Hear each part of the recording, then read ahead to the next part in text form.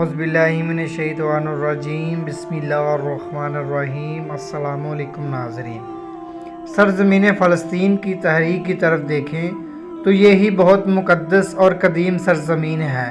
یہ انبیاء کا مسکن رہا، یہاں پر بہت سے معجزات ہوئے۔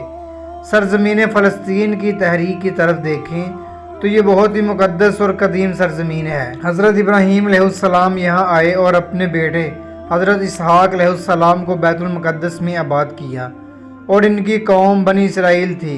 حضرت یعقوب، حضرت یوسف، حضرت داؤد، حضرت سلیمان، حضرت یحییٰ، حضرت موسیٰ اور حضرت ہارون کا یہ خطہ مسکن رہا۔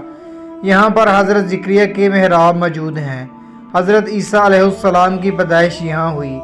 بادشاہ طالوت اور جالوت کا ذکر قرآن مجید میں ہے، اور یہ قصہ بیان ہوا ہے کہ کس طرح تابوت سکینہ کو واپس لیا گیا، اور بادشاہ طالوت کی وفات کے بعد حضرت داؤد علیہ السلام بنی اسرائیل کے حاکم بن گئے۔ اس کے بعد حضرت سلیمان علیہ السلام نے حکمرانی کی اور اللہ کے پیغام کو عام کیا۔ حضرت سلیمان علیہ السلام نے بیت المقدس کی تعمیر مکمل کروائی۔ اس کی تعمیر میں جنوں نے بھی حصہ لیا۔ تابوت سکینہ بعد میں رکھا گیا، جس کو یہود آج بھی تلاش کر رہے ہیں۔ یہودیوں کے مطابق اگر یہ یہاں پر مدفون تابوت سکینہ انہیں مل جائے تو وہ پوری دنیا پر حکمرانی کرنے لگ جائیں گے۔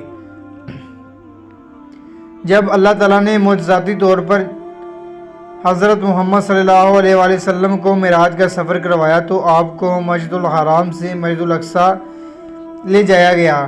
حضرت جبرائیل علیہ السلام فرشتوں اور براق کے ساتھ تشریف لائے، اور حضرت محمد صلی اللہ علیہ وآلہ وسلم نے مسجد اقصیٰ سے سفر معراج کا آغاز کیا۔ حضرت جبرائیل علیہ السلام نے وہاں ایک پتھر میں سوراخ کر کے براق کو وہاں باندھ دیا۔ وہ مقام براق آج بھی موجود ہے۔ آپ نے تمام انبیاء کی نماز کی امامت کروائی۔ حضرت عمر رضی اللہ تعالیٰ عنہ کے دور میں صخرہ اور براق باندھنے کی جگہ پر آپ نے مسجد کا تعمیر کا حکم دیا۔ یہ مقدس علاقہ جنگجو کی جنگوں کی زد میں رہا۔ بابل کے بادشاہ بخت نصر نے اس کو فتح کیا۔ سکندر اعظم نے اس خطے پر قبضہ کیا۔ پھر عرب فاتحین اس کے حکمران رہے۔ سلطان صلاح الدین ایوبی نے اس علاقے کو زیر تسلط لا کر یہاں اسلامی حکومت قائم کر دی۔ خلیفہ عبد الملک نے معراج صخرہ پر قبۃ الصخرہ تعمیر کیا۔ حضرت ابو ذر سے روایت ہے کہ دنیا 3 مساجد کی طرف سفر کرنا باعث برکت ہے، جن میں مسجد الحرام، مسجد الاقصیٰ اور مسجد النبوی شامل ہیں۔